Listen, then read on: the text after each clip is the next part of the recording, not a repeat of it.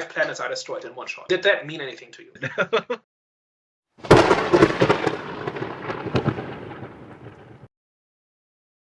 Hello, everyone. Welcome back. We are back. The Eye of the Storm podcast. I'm here with my boys, Daniel and Hervé. Yo. Hi. Hi, Daniel. Do you want to tell everyone what we're going to be doing today? So this is Have You Seen, in which we talk about a movie that some of us know well and others have just seen for the first time. Last week we finished the Star Wars prequels, and now we're moving on into the sequel trilogy, starting with The Force Awakens today. I saw it twice so far. I saw it once in theaters back when it came out, and then once again preparing for this. What background do you have with this movie? I saw it a long time ago, and I don't remember anything that happened in this episode. I think this was either this and another Star Wars were the only Star Wars that I watched previously to this actual series that we're doing. But yeah, I didn't remember anything about this Star Wars at all. So then, obviously, rewatching it a couple of days ago was refreshing. I think I'm the same with you guys as well. I watched it for the first time when it came out. And funny enough, I actually watched it the same way kind of Jonathan's gone through this experience, where I kind of did a binge of all the prequels because I was introduced to it by an ex's parent. But I was introduced to sort of Star Wars, sort of the original trilogies, the last show on the prequels, and then obviously went to go watch this. And then from then, haven't watched it again until recently, preparing for this as well. So that's my experience with it. And Jonathan, I think you've not seen the next two in the trilogy, right? At all. I don't think so, no. What about you, Hervé? I have seen them. So this one is kind of a bridge where we'd all seen it before, but to varying degrees of familiarity, but the next two are going to be fresh impressions overall. So Jonathan, specifically, you don't know how the trilogy is going to end, right? No. You don't know where characters are going, where the plot is going. So let's see how that goes. So do you want to give your overall, both of you really give your overall impressions of this movie? I felt like this was more of a emotionally driven storyline. It's heading towards a more emotionally driven storyline rather than like a political one. So I think from Luke's journey till Anakin's journey, it was very like political based, like trade wars, etc., etc.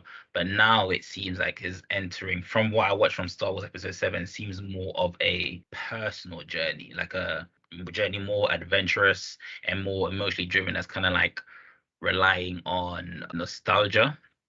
Obviously, you see like characters coming back and stuff. Which, by the way, I don't have an issue with it because I think I found this more entertaining in terms of entertainment value. I found this more entertaining than all the previous Star Wars movies, and I think that's because of there's other elements, but I think that one of the main elements was because obviously the acting. The previous film was very theatrical. This one seems a bit more, feels more authentic in a way. But like I said, I did enjoy the whole, emotionally driven journey. There was some questions that I had while watching this, because it did feel like the whole training element to become a Jedi has kind of disappeared, and it feels like, especially with Rey's character, it felt like she just had the Force and she was put in situations where the Force would show, and she was kind of like a master already of the Force in certain moments. And I was like, that's a bit strange. Like it feels like it's kind of moved away from the whole you're gonna have to train to actually master the Force. But overall, it was all right. Overall, I liked it. It wasn't all right. I think overall, this was probably top. It was out all the Star Wars I watched so far. I'd definitely say it's top on the list, top 3. I had a fun time with this. So one of the things that this movie gets criticized for is that it's basically a rehash of A New Hope with elements of the other movies sprinkled in, right? So it's again set for the most part on a desert planet. There's still somebody who starts from humble beginnings, discovers they have the Force, and then goes out on an adventure to save the galaxy. There's again a droid with plans that are important to the plot. There's a Death Star that needs to be destroyed. There's an Empire. There are rebels. So it's, at least from a high level point of view, it is very similar to A New Hope, right? Like, did this jump out at you? And do you think it makes it a better movie, a worse movie, or does it not matter? You're right. It definitely is. It was very similar to New Hope. I would have liked to see it gone forward and seen like a kind of like newer world, because like I said, it was very similar in terms of the storyline. And like I said, I think it was just relying heavily on nostalgia, especially with the storyline. And obviously with the, like, I remember I was speaking to Hervé about this before, especially like the battle with, I forgot what his name was, but Han Solo's son, Darth what? Kylo Ren. He's not a Darth in this. He's Oh, called Kylo Ren. okay, Kylo Ren. Well, I called him Darth because he was wearing all black like Darth Vader. But with his character, it was obviously similar with when Luke faced his father. The scenario. So I was like, okay, it was very, like I said, it was heavily reliant on nostalgia. So I could appreciate it from that aspect, but I would have still liked to see kind of like a fresher, newer story. So I do understand where the frustration comes from. In terms of how much they affect me, not so much. I think I was 50-50 about this film. I wasn't ecstatic about this film. Like, it wasn't like, oh, one of the best things I've ever seen. But like I said, it was fun. It was entertaining. You know, there were many things which I liked in terms of, like, I don't know what they're called, but the white soldiers, The stormtroopers. stormtroopers. I'm telling you, they are the most, like, they provide the funny in Star Wars. Honestly, like, it's always there. Like, their characters is always funny. Yeah. So there was things that I did like about this film in terms of the storyline itself. I don't mind Percy, but I would have liked to see like a newer, fresher storyline. But it didn't like disappoint my experience. To me on that, knowing that there was like such a gap between sort of the prequels and the newer sort of sequels, and obviously knowing the reception that the prequels had at the time when it came out as well, and sort of in terms of like people not raving about it or being sort of super happy about it, I felt like it was the safe thing to do, to kind of not, of course it would have been better if they maybe tried to take a little bit more sort of chances with it, but it seemed like the safe way to reintroduce and bring new people into the Star Wars world, hoping that they would then obviously of course build on from that after introducing sort of all of these sort of new characters and stuff like that. But for me, rewatching it was fun. Like it was fun to kind of like see a lot of sort of like kind of like the character interactions. Again, sort of some of them was sort of super similar. It was like, especially like Kylo Ren's character, it was like quite interesting to kind of see him have that sort of idolized sort of his grandfather in Darth Vader and this, that, and the other, and sort of wanting to be sort of similar to him, and of course sort of everything that comes with that as well. So yeah, I've like overall I feel like it was probably on their part the smart thing to do, just to play it safe, reintroduce people into it, ease people back into sort of the Star Wars world, and then build from there. So at the time specifically, all of the marketing was aimed at, this is not the prequels. So it goes back to familiar settings with the Sand Planet, right? And all the original marketing focused very much on that part of it. Not entirely, but to a large part. They also talked about how they were using practical effects wherever possible, because the prequels had been criticized for having cartoonish looking CG effects. And they also avoided any kind of world building or defining the state of the galaxy, but in order to contrast themselves with the prequels, which have a reputation for being just space politics, with people droning on about trade disputes and things like that, and Senate votes and all of that. And this movie completely ignores that whatsoever, right? Like, there's very little done to show what the galaxy actually is like a generation after the events of the original trilogy. Did that jump out to you guys at all? Like, did it get in the way of the story?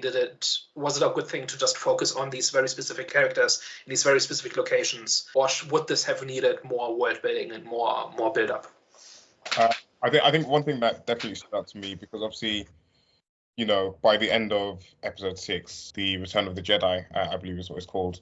You see that again, the Empire's been defeated and this and the other. But then when you come into sort of this world, you then have the First Order that's risen from the Empire, and it would have been interesting to kind of see what had transpired in that time. It just seems, again, it seems like, I think that's probably the thing that annoyed me the most, was that it seemed like they went for the safe option of having this big bad galactic empire that's ruling the galaxy, and then you having to have like the resistance sort of freedom fighters that are having to sort of kind of oppose it again, having that duality or the sort of opposition of sort of good and bad. Whereas it would have been interesting to kind of explore maybe kind of like the origins of the First Order, or sort of kind of like them starting to like take back control of the sort of the empire, sort of from the rubbles of the galactic empire that was there before, or even just like seeing some type of like power struggle, or like, because again, once the empire is gone, there was a massive vacuum of power in the galaxy, and it would have been maybe interesting to see sort of maybe different factions trying to sort of work their way on top, including the resistance as well, trying to sort of see who would then become the most kind of like dominant in the galaxy. And I feel like that's probably the biggest thing that I took away from it, was that was a decision that I didn't like. Yeah, like I said before, it seems like the whole like political side of the film was gone, and it seemed more going into the whole like adventurous, yeah, just like the whole adventurous side to it, rather than actually getting into the gritty like they did in the previous movies.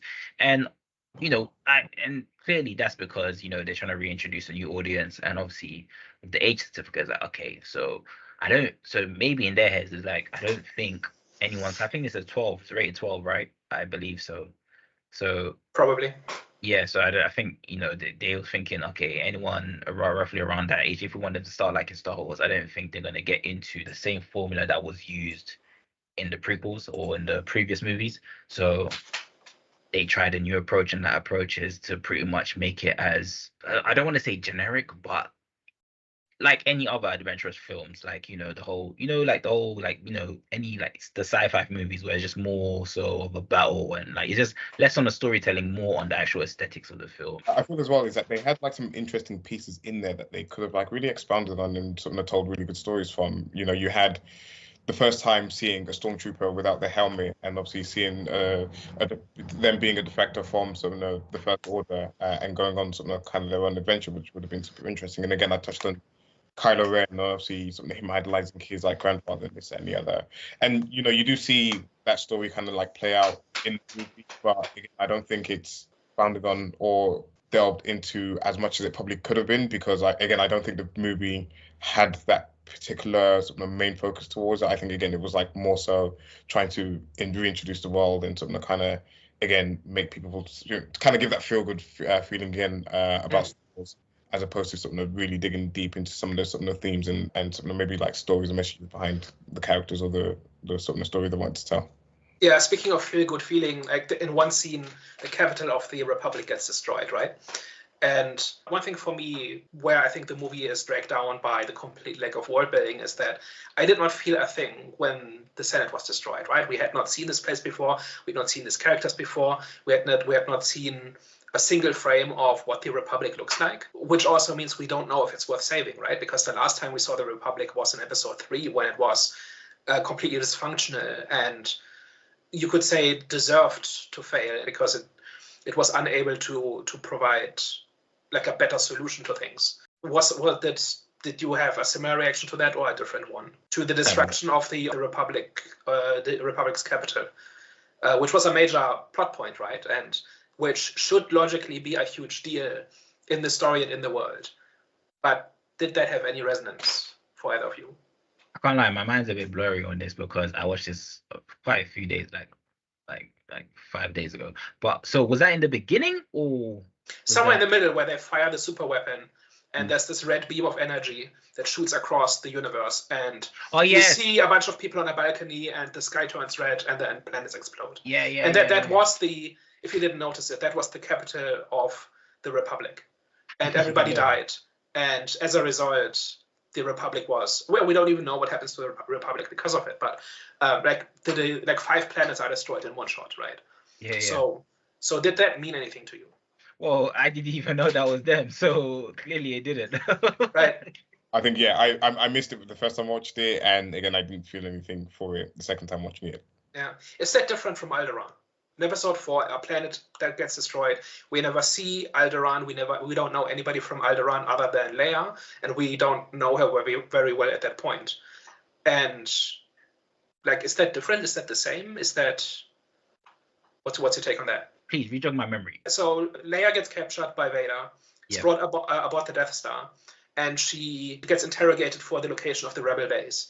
And when she refuses, the Death Star destroys her home planet, just as a show of force. So again, an entire planet is destroyed that we've not seen before. We've never been on Alderaan, right? We don't know who died. Okay, yeah, I remember. So is that the same deal? Is that again? I like for someone that hasn't watched it in a very long time. I haven't watched it for a couple of years. I think it would probably hit different, more so because one, you're introduced to the Death Star for the first time, and that's the first time that they're flexing their power, that this is a world destroyer, and then you're sort of really understanding the might of sort of the Galactic Empire.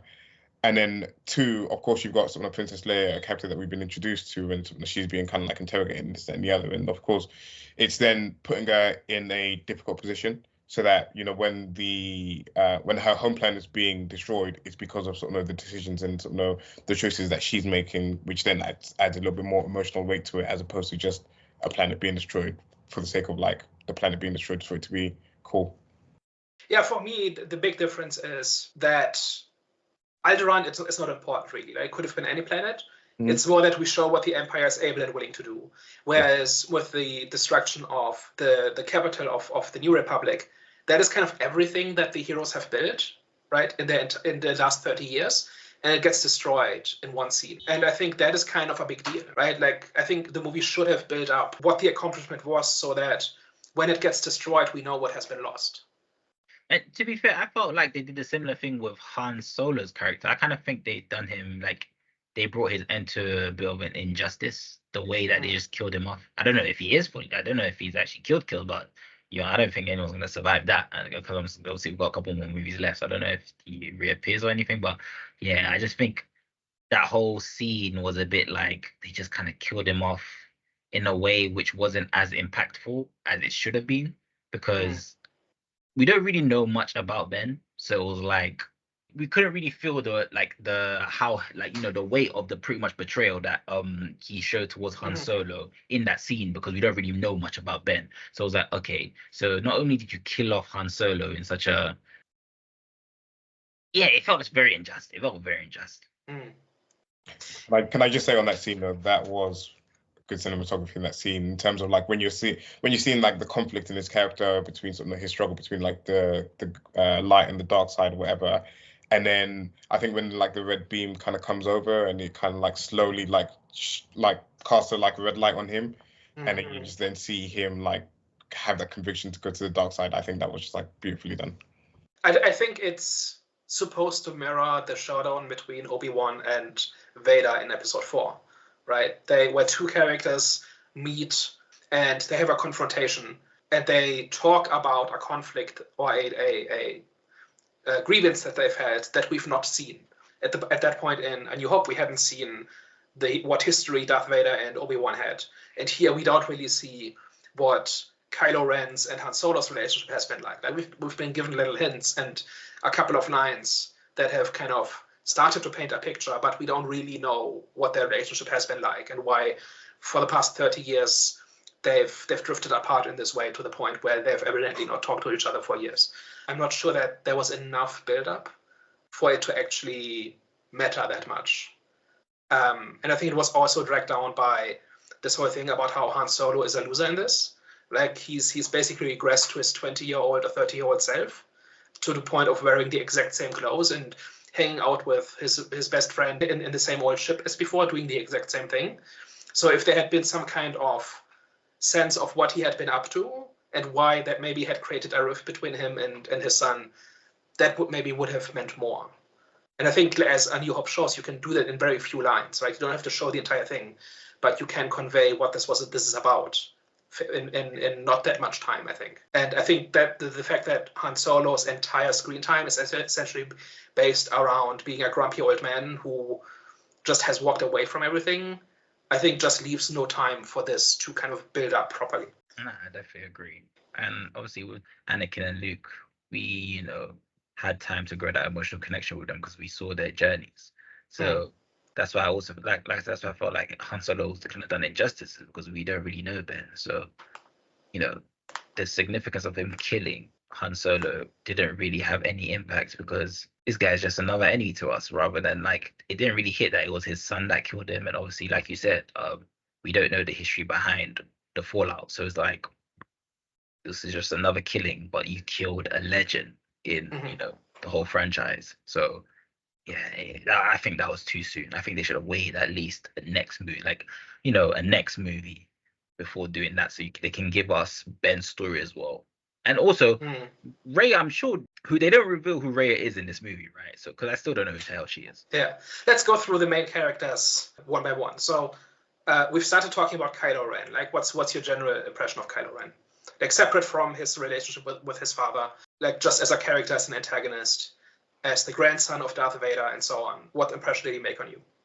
He felt less dark than the other antagonists. Also, Skywalkers have a very dysfunctional family, so I have realized.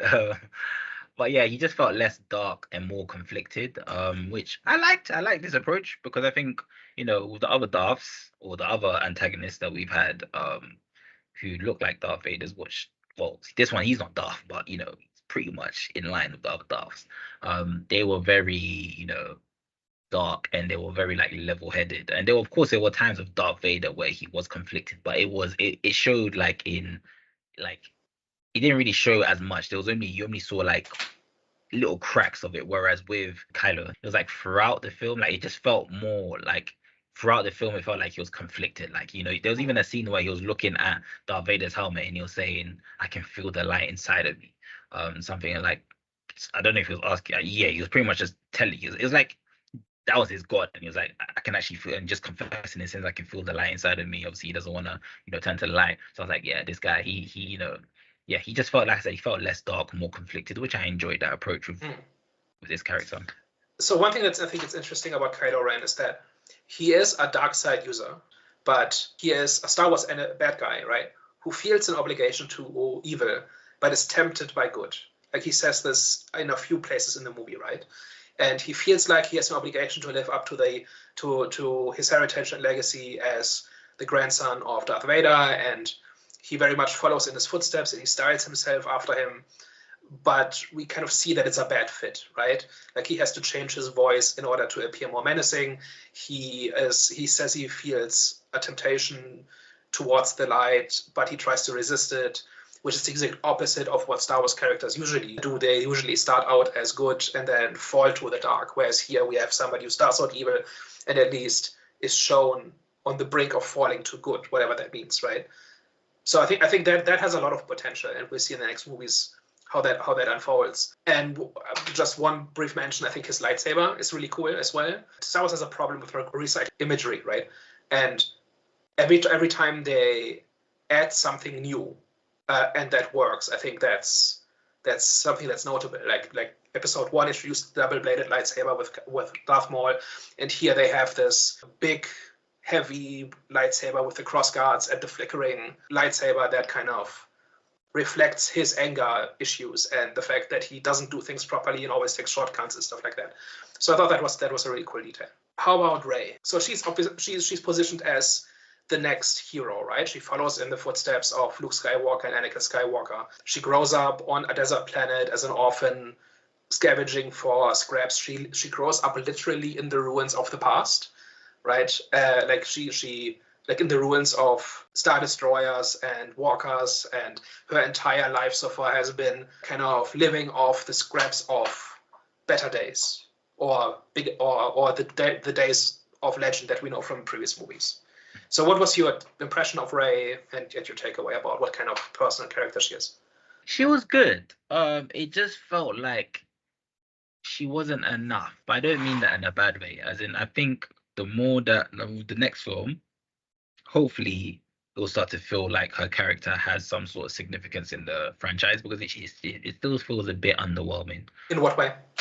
Like, for example, like using the Force, for example, the way that it all just came about in certain situations where someone who trained someone like for example, in comparison to Anakin and Luke's, right, when they were put in those situations where they're facing, for example, when Luke's facing Darth Vader, right, we already see how that comes. We already see what happens when he first doesn't train with the Force. He gets his arm cut off. Well, he did kind of train, but his training wasn't complete. The significance of that, he got his arm cut off. And then there was another situation where when Anakin faced what's the Sith, where he got his arm cut off as well, and that's because he wasn't fully trained as well. So it was like, okay, so now when Rhea was in a situation where she wasn't fully trained and she's against the biggest, like she's against the antagonist, it's like she had the upper hand, and I was like, there wasn't like any moment with her where it was like, where you could really feel a huge sense of danger in comparison to the to Anakin, to the previous main character. So I think her character felt a bit underwhelming because everything just came to her. And I get it, like even with Luke, when he had when Luke and Anakin had the Force, they were kind of like, you can tell that they were special, but they still had to train that speciality that they had. Whereas with Rey, it seems like I said, she didn't really train for it. It was like, okay, it came to her, she used it and she kind of succeeded.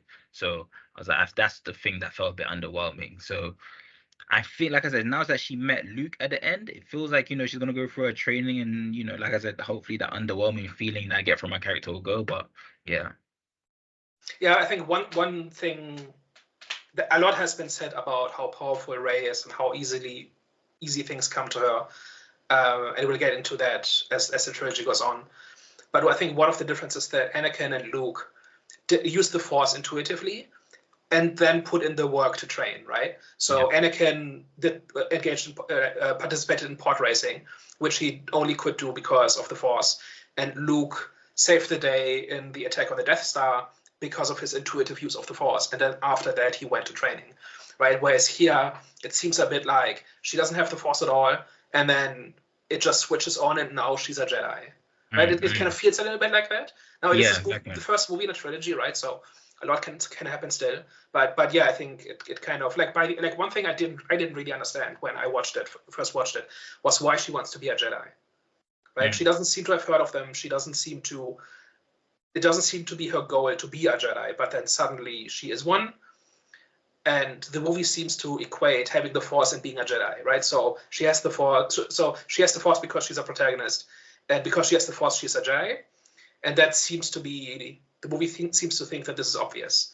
And I think that's where a lot of this comes from, where Luke and Anakin had reasons to become Jedi, and here it kind of happens. Yeah, I hear what you're saying as well. But wait, did she reveal that she wants to be a Jedi, or because I swear, when Han Solo offered her job, she rejected it because she needed to go back home.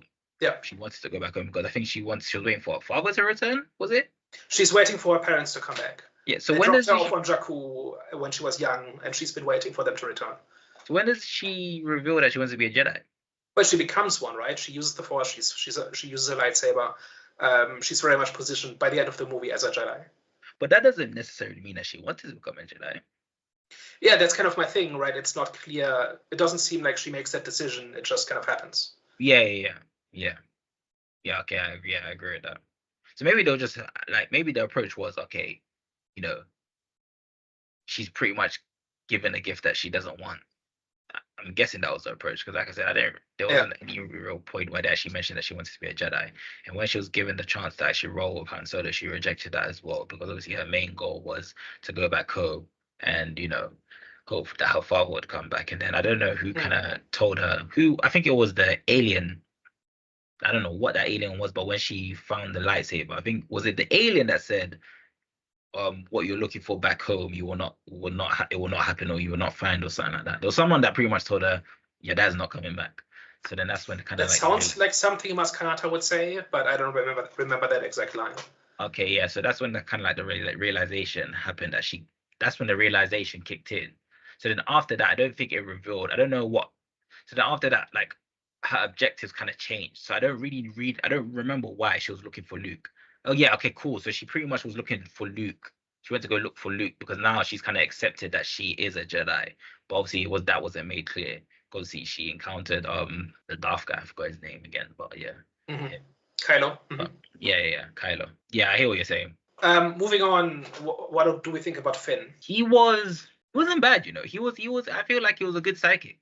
Is he a sidekick? Well, okay-ish. Not really. He's kind of like Robin. Even though Robin isn't the main character, he does play a big role. So he's kind of like Robin. And I think his character, I think they make a good duo.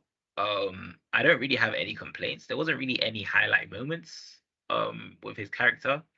We could just say besides him being in love with Rhea after the first time meeting her, so that's told me that he's not really around a lot of women, or those soldiers or whatever are not really around women.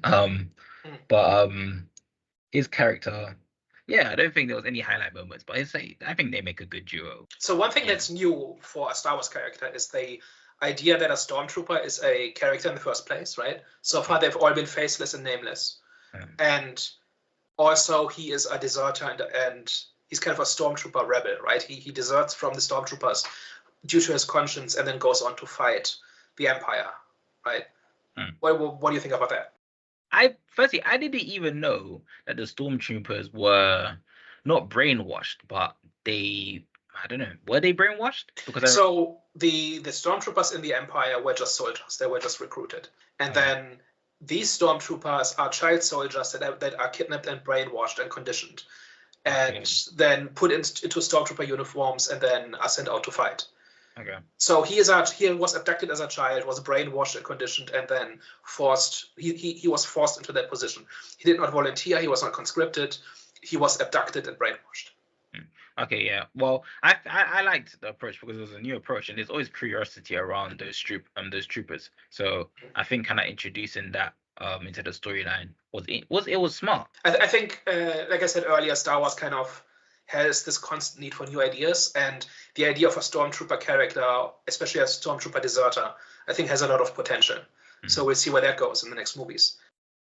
One thing that struck out for me is that he does not, like, as soon as after he deserts, he just behaves like a regular person, right? He seems really well adjusted.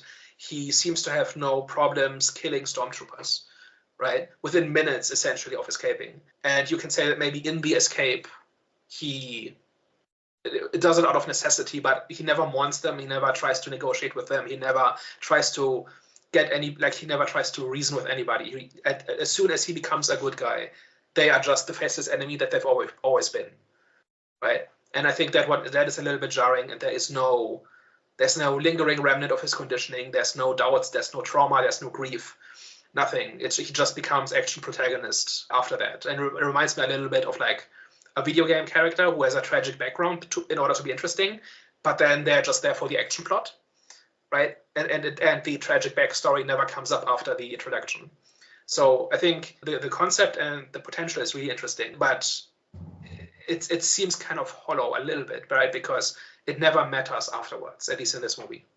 Yeah, you can definitely say that, because I remember in like the Halo series when the main character, obviously they were I don't know if they were brainwashed. I think they were like brainwashed mixed with like, I don't know if they were programmed in some sort of way. I don't know how it was, but they were abducted from when they were children as well. And then there was some, I don't know if they would put a chip in them or they were brainwashed, but the brainwashing was heavy, right? And then when the main character started to break out of it, you can still see fragmentations of like the brainwashing still being at play. And like you could see, like you could feel the internal fight that was happening between him and like obviously his old self of being brainwashed. So I do agree with Finn's character. You didn't see that at all. But to be fair, he wasn't put in situations where he could, for example, like talk to like the other stormtroopers, because it was just non-stop action. So I do understand why it could, like, that's just the writer's fault, to be fair. It wasn't really his fault. I mean, everything that happens is the right. Yeah. Good and bad. Yeah. But I definitely do agree. I think we should have seen that like internal conflict and just fragments of his old self as a brainwashed trooper show out in this film, because it just felt like he's just been transformed like that. And it was like, you were abducted as a child, and as soon as you're put in an actual situation where it's combat, obviously I understand you freaking out, but there's nothing else to it. You've already just transformed like that, and it's a bit that's not really realistic. Yeah. What do we think about Poe Dameron? He's kind of presented as the third main character, right? Like he's the hotshot fighter pilot. He's the hero of the Resistance. Any thoughts on him? I don't really think his character had any cultural impact. He was cool. He was like the cool guy. But I don't think it really had any cultural impact in the Star Wars franchise. But he was a good, like, he was fun, but he just didn't have really any impact for me. Like, I could have lived without his character, but he wasn't bad. Like, I did like the fact that he was in there. Yeah, he doesn't really have a hook, right? Like anything where you say, okay, I want to see where that goes, right? At least that was my takeaway with it. Yeah. Last thing before we wrap up. What do we think about the First Order as an enemy, as a faction in the world, as the driver of the plot? I am intrigued about the actual.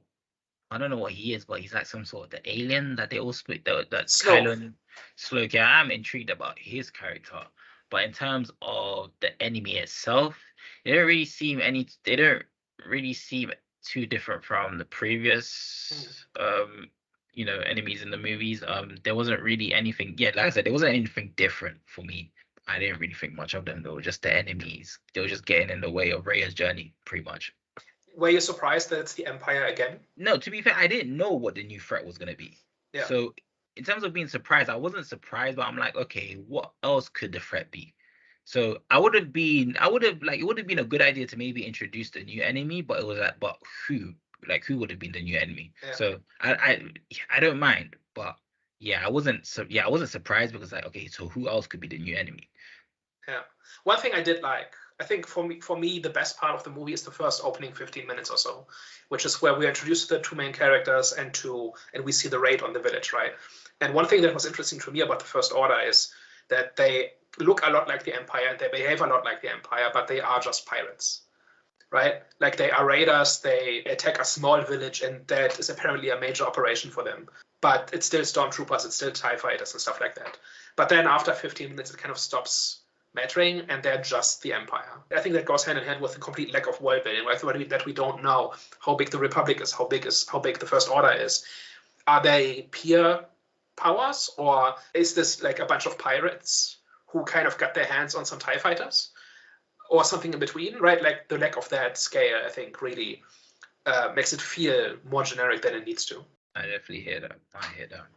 So to wrap up, this was the first chapter in a new trilogy. This was very much supposed to lay the foundation for a new era. There's 2 more movies coming in kind of the main series. The next one is called The Last Jedi, which you're probably the only person in the world that has not heard of what happens in that movie, right?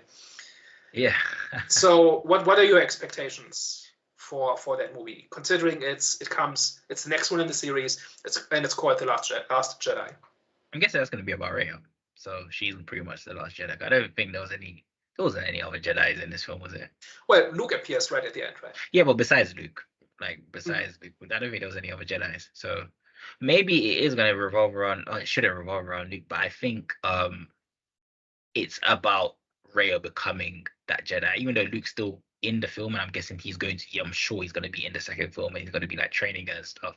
It's like she's going to technically be like the last Jedi, because kind of Luke went kind of like he just disappeared from the face of the earth. So even though he is a Jedi, he kind of isn't a Jedi at the same time. So I'm guessing it's going to revolve around Rey, and I'm hoping it's going to revolve around Rey, and it's not going to rely heavily on the nostalgia, because they've given us nostalgia now, and they've given us like the whole new spin to it to reintroduce a new audience. So that's cool. Now, actually kicking the story now. You know what I'm saying? Kicking the story.